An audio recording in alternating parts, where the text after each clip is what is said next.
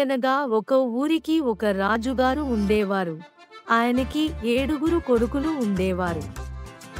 ఒకరోజు ఆ 7 కొడుకులు చేపలు పట్టడానికి వెళ్లారు. 7 చేపలు తెచ్చారు. ఆ తెచ్చిన చేపలని ఎండబెట్టారు. సాయంత్రానికి 6 చేపలు ఎండాయి కాని 7వ చేప ఎండలేదు. ఆ చేపను పట్టిన రాజకుమారుడు చేప ఎందుకు ఎండలేదు అని అడిగాడు. ఆ చేప గడ్డిమెటు అడ్డమొచ్చింది అని బదులు చెప్పింది.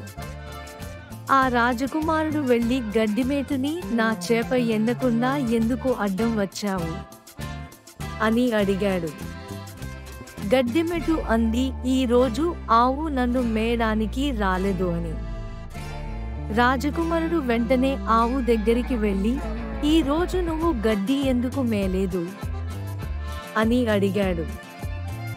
నన్ను ఈ రోజు పాలేరు తీసుకెళ్లలేదు అని చెప్పింది.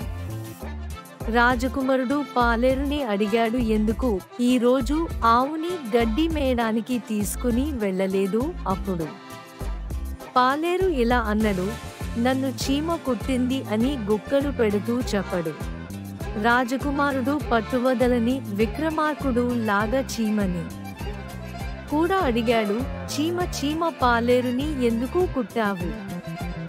అప్పుడు చీమ అంది, నా పుట్టలో వేలు పెడితే నేను కుట్టనా అని.